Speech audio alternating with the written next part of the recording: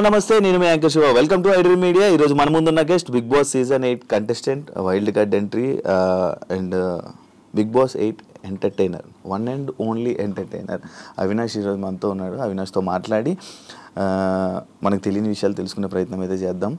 Hi bro. Hi bro. ఏంటి ఇంత formality? తెలియని విషయాలు అన్నావు. నీకు తెలియదంటే ఏమంటో చెప్పు. అన్నీ తెలుసు నీకు. అన్నీ తెలుసు కానీ మనకు లోపల ఏం జరిగింది అనేది మనకు కొన్ని తెలియదు కదా, జనాలకు కొన్ని తెలియదు కదా. అది బేసిక్గా మాకు కూడా తెలియదు, ఎందుకంటే మా పరిధిలో ఉండే మాకు తెలుస్తే కానీ పక్క ఉండే మాకు తెలియదు. యాక్చువల్లీ అంటే మా వరకునే మాకు తెలుస్తుంది. బ్యాడే గుడ్డే గుడ్డే. ఎలా ఉన్నావు శివ? బాగున్నాను. జరుగుతున్న ఇంటర్వ్యూలన్నీ చాలా జరుగుతున్నాడు. 5 వారాలు ఒక సీజన్ ఎంటర్టైన్మెంట్ లేదు అని అనుకుంటున్నప్పుడు అవినాష్ అనే పర్సన్ లోపలికి వెళ్ళి జనాలందరినీ ఎంటర్టైన్ చేశాడు. అసలు సీజన్ 4 అయిపోయిన తర్వాత మళ్ళీ ఎందుకు నీకు వెళ్ళాలనిపించింది మళ్ళీ సీజన్? అంటే నాకు బేసిక్గా నేను వెళ్ళాలనిపించింది అంటే ఒకసారి ఎంటర్టైన్ చేసే అవకాశం మరొకసారి వచ్చిందని చెప్పేసి నేను ఫీల్ అయ్యాను.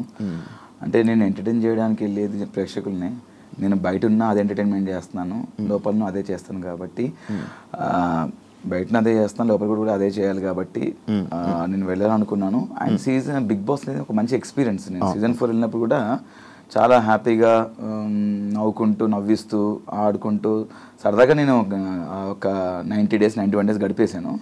మరొకసారి అవకాశం వచ్చింది బిగ్ బాస్ అంటే కొంతమందికి అది అవకాశం రావడమే చాలా గొప్పగా ఫీల్ అవుతుంటారు. అది 2 సార్లు రావడం అనేది ఇంకా నేను గొప్పగా ఫీల్ అయిపోయాను. ఆ ఆపర్చునిటీ వదులుకోకూడదని చెప్పేసి మళ్ళీ వెళ్ళాను. అవినాష్ సీజన్ 8ని కాపాడాడు తన ఎంటర్టైన్మెంట్తో అంటే ఏమంటావు? నేను కాపాడలేదు, అందరు కలిసి, అందరు కష్టం ఇది. అందరు కంటెస్టెంట్స్ వారు ఆట ఆడారు, అందరు కలిస్తేనే ఈ సీజన్ వర్కౌట్ అయింది, హిట్ అయింది అంతే. నామినేట్ అయిన వెంటనే అవినాష్ పవర్ యూస్ చేసుకొని బయటపడ్డాడు. అవును. అంటే నామినేషన్స్కి భయపడ్డావా? లేదు, నేను సేమ్ బస్లో ఈ క్వశ్చన్ అడిగారు. ఒకవేళ నేను యూజ్ చేసుకోకపోతే కూడా నువ్వు ఇదే క్వశ్చన్ అడుగుతాను, ఓవర్ కాన్ఫిడెన్స్ అని ఎందుకు యూజ్ చేసుకోలేదు అంటే ఉంటావని నమ్మకం నీకు ఎట్లా అనిపించింది? బిగ్ బాస్ క్లియర్గా నీకు ఆ పవర్ ఇచ్చారు, పవర్ ఇచ్చినప్పుడు వాడుకోవాలి, వాడుకోకుండా నువ్వు వాడుకోకపోవడం వల్ల ఈరోజు బయటకు వచ్చావు అని ఇదే ఇంటర్వ్యూలో ఇదే క్వశ్చన్ అని అడుగుతావు. వాడుకున్నా కూడా ఇదే క్వశ్చన్ అడిగావు. వాడుకున్నావు అంటే భయపడ్డావు అని అడిగావు, వాడుకోకపోతే ఎందుకు వాడుకోలేదు ఓవర్ కాన్ఫిడెన్స్ అని ఇదే క్వశ్చన్ అడుగుతున్నావు. కాబట్టి వాడుకోవడం అనేది కామన్. నాకు ఆ క్షణం అక్కడ అనిపించింది, నేను వాడేశాను.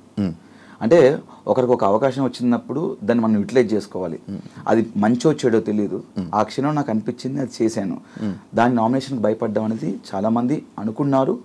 అనుకునే వాళ్ళకి నా సమాధానం ఇది.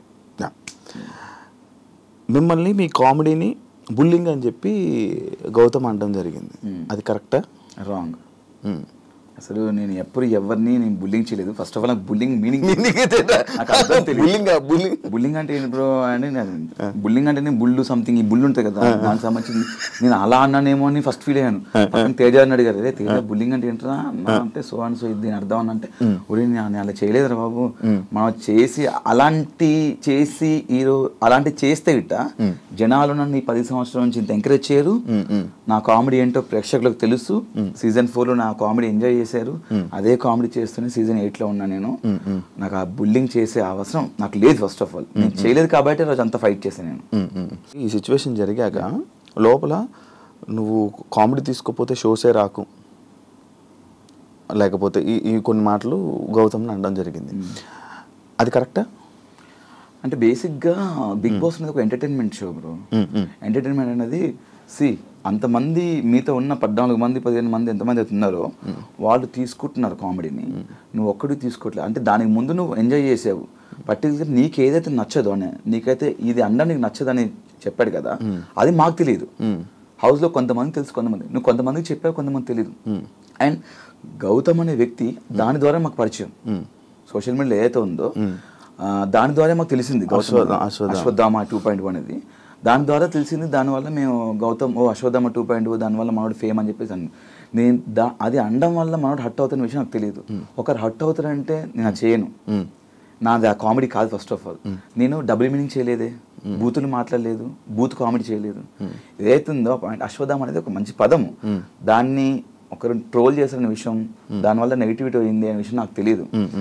అది అలా అనడం వల్ల అతను హట్ అవుతాడంటే అనేవాడిని కాదు, నాకు తెలియక చేసింది అది. అండ్ దాని తర్వాత మళ్ళీ కొన్ని రోజుల తర్వాత కొన్ని వారాల తర్వాత నాకు సార్ చెప్పారు, దాన్ని ఏదైతే అన్నారో మళ్ళీ అతను అది తీసుకొని అండ్ అశ్వత్థామ ఇప్పుడు 3.1 అతనే మళ్ళీ దాన్ని యూజ్ చేసుకున్నాడు. అంటే నేను ఏమంటున్నా అంటే నాకు తెలియక జరిగింది, అది తెలియక జరిగిందని అక్కడ నేను వెళ్ళి క్షమాపణ కూడా చెప్పాను. సారీ గౌతమ్, నాకు తెలియదు నువ్వు దీన్ని హట్ అవుతావని, నేను ఇంత సెన్సిటివ్ అని నాకు తెలియదు, తెలిసి అనేవాడిని కాదని చెప్పాను. దాని పర్టికులర్ అంత మైక్ ఇసి నన్ను బ్యాడ్ చేయడానికి నెగిటివ్ చేయడానికి చేసినట్టు ఆ క్షణం అనిపించింది. నాకే కాదు, హౌస్ మొత్తం అనిపించింది.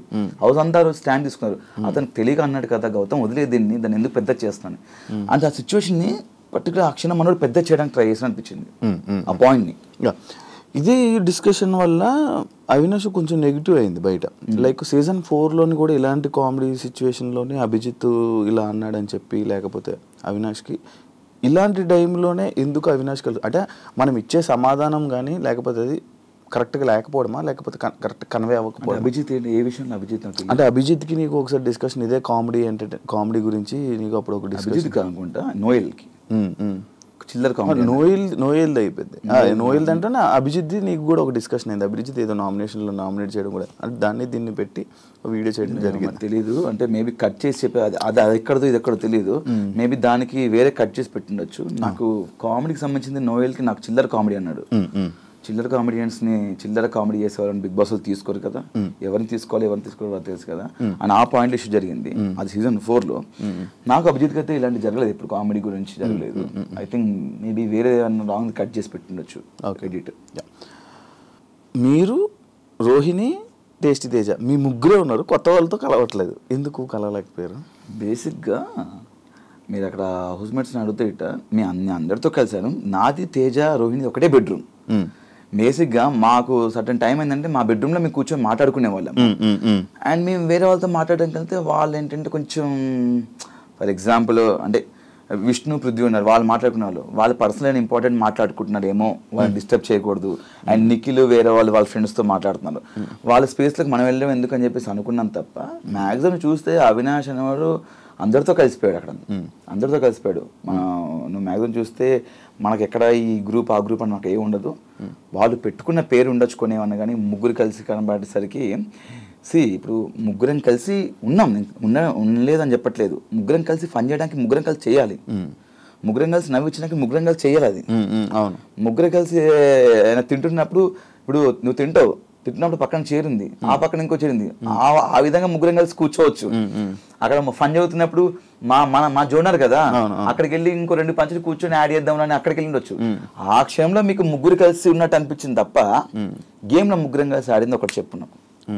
ఒకటి చెప్పు, గేమ్ ముగ్గురు కలిసి ఆడిందంటే మీ ముగ్గురు గ్రూప్ గేమ్ ఆడారేమా అని అన్నారు. అది ఒకటి చెప్పమన్నా, ఒక ఎగ్జాంపుల్ ఒకటి చెప్తే ఎవరైతే ఇది అంటున్నారో ఒకటి చెప్తే నేను సమానం చెప్తా. ముగ్గురు కలిసి ఆ గ్రూప్ గేమ్ ఆడింది ఒకటి చెప్తా. దానికి మన ఓటు అపీల్ చేసుకునేది నువ్వు. Yes, nice. దీని మీద అన్నారు, దీని మీద లోపలనే అన్నారు, అది నా జర్నీ వీడియోలో ఉంది, ఇది కాదా గ్రూప్ గేమ్ అన్నారు. నేను దానికి సమానం చెప్తా. అది నాకు చాలా అవసరం. అక్కడ నాకెంత అవసరమో నా ఫ్రెండ్ కూడా అంతే అవసరం అనిపించింది. అండ్ నువ్వు చూసినట్టయితే నేను టికెట్ టు ఫినాలే టాస్క్లో ఆడుతున్నప్పుడు రోహిణికి నాకు ఫైట్ జరిగింది, శ్రీముఖి వచ్చి బెదిరించుకున్నప్పుడు. అక్కడ నేను వెళ్ళి పట్టాను అంటే లేదు నేను వెళ్ళి పట్టాను అన్నది. అరే నువ్వు ఆల్రెడీ 3 points లీడ్లో ఉన్నారా, నాకు 2 points ఉన్నాయి అంటే రోహిణి ఇది గేమ్ ఈజ్ గేమ్, నేను గెలవాలి, నాకు ప్రతి పాయింట్ ఇంపార్టెంట్ అని చెప్పేసి మీ ఇద్దరం వాదించుకున్నాం, చాలా గట్టిగా వాదించుకున్నాం. హౌస్ అందరు షాక్ అయ్యారు, ఏంటి వీళ్ళిద్దరు ఇంత గొడవ పడుతున్నాను. అక్కడ నేను గ్రూప్ ఏమనుకుంటే నేను రోహిణికి ఇచ్చేయచ్చు. అక్కడ నాకు అవసరం అనిపించింది, నా అవసరం అక్కడ నాకు టికెట్ ఫినాల్ నేను కొట్టాలి, ఫస్ట్ ఫైనలిస్ట్ అవ్వాలి నాకు అనిపించింది. నేను అక్కడ టగ్ ఆఫ్ వార్ ఫైట్ చేశాను రోహిణితో. అంటే ఇది అనిపించలేదా? ఇక్కడ నేను ఆల్రెడీ టికెట్ ఫినాల్ వెళ్ళాను, నేను టాప్ లో ఉన్నాను. 15th వీక్ నేను నామినేషన్స్ లేను, రోహిణి అక్కడ నామినేషన్స్ ఉంది. రోహిణి చాలా గట్టి ఫైట్ చేసింది, చాలా బాగా ఆడింది, ఫన్ చేసింది, టాస్క్ ఆడింది. రోహిణి ఆ వీక్ నామినేషన్ నుంచి సేవ్ అవ్వడానికి ఓటేపల్ తనకు అవసరం అనిపించింది. నేను ఫినాల్కి వెళ్ళిపోయాను, టాప్ 5లో ఉన్నాను, ఫస్ట్ ఫైనలిస్ట్లో ఉన్నాను, నాతో పాటు నా ఫ్రెండ్ కూడా రావాలి ఫినాల్కి అని చెప్పేసి 14th వీక్ నామినేషన్స్లో ఉంది. తనకి ఇది అవసరం, ఫస్ట్ నామినేషన్స్, తను జనాల నుంచి సేవ్ అవ్వాలని చెప్పేసి తను ఫినాల్కి ఓటాపిల్ కాదు, దానికంటే ముందు 14వ వారంలో తనకు ఓటాపిల్ చాలా ఇంపార్టెంట్ అని చెప్పేసి నాకు ఇవ్వాలనిపించింది. అక్కడ ఒక స్నేహితుడిగా ఒక ఫ్రెండ్గా ఇవ్వాలనిపించింది తప్ప గ్రూప్ గేమ్ కాదు. నీ గ్రూప్ గేమ్ అనుకుంటే దాని ముందు నుంచి నేను ఆడుతున్నాను, నేను ఆ ముందు కూడా ఇవ్వచ్చు కదా. ఆ క్షణం ఇవ్వాలనిపించింది ఇచ్చాను అంతే. కానీ మీ ఇద్దరు బాగా కనెక్ట్ అయినట్టు కదా లోపల. కనెక్ట్ అయ్యాం ఫ్రెండ్స్గా, అంటే తెలియకుండానే ఒక కేరింగ్ వచ్చేసింది. స్టాండ్ తీసుకోవడం కానీ, ఏమైనా చిన్న చిన్న విషయాలకు తను మాట్లాడడం కానీ, నేను లో ఉన్నప్పుడు తను వచ్చి నన్ను కన్సల్ట్ చేయడం కానీ, అంటే లో అంటే కొంచెం బాధపడ్డప్పుడు కానీ, కొంచెం ఈ హెల్త్ ఇష్యూస్ అలా ఎమోషనల్గా కనెక్ట్. బిగ్ బాస్లో ఇప్పుడు ఉన్న మొత్తం అందరి కంటెస్టెంట్లు నీకు బయటపరిచమే. కొంతమంది లేరు, ఆల్మోస్ట్ అంటే లైక్ నేను వెళ్ళినప్పుడైతే సీత తెలియదు, నాకన్నా ముందు కొంతమంది వెళ్ళిపోయారు. సీత తెలియదు, మణికంఠ తెలియదు, అండ్ పృథ్వీ షోలో హాయ్ అంతే, అంతకుమించి తెలీదు. యష్మి తెలీదు, యష్మి షోలోనే అదే షోస్లో అంతే. కానీ వాళ్ళు ఎవరికి కనెక్ట్ అవ్వలేదు ఎందుకు అంత ఎక్కువ? నేను యష్మితో ఫన్ చేశాను, నాకు పృథ్వీ కనెక్షన్ ఫైట్లో జరిగింది బాగా, ఆ కనెక్షను. అండ్ ప్రేరణకు నాకు కనెక్షన్ ఉంది. మణికంఠ నేను వెళ్ళిన మణికంఠతో నేను ఫన్ చేయించాను వెళ్ళి. మణికంఠ నాది నీ వెళ్ళిన తర్వాత మణికంఠ నాకు ప్రోమోలు చూస్తే కానీ, గిన్నెలు తోమడం కానీ, ఆ డాన్స్ చేయించడం కానీ. అండ్ ఇంకెవరు, సీత వెళ్ళిపోయినా ఆవికి వెళ్ళిపోయింది పాపం అమ్మాయి. ఆ అమ్మాయి కూడా నువ్వు చూసినట్టయితే నేను ఎంత కనెక్ట్ అయ్యానంటే ఆ అమ్మాయికి, తను ఎలిమినేషన్ వెళ్ళిపోతున్నప్పుడు స్టేజ్ మీద వైట్ హార్ట్ నా ఒక్కడిది పెట్టింది.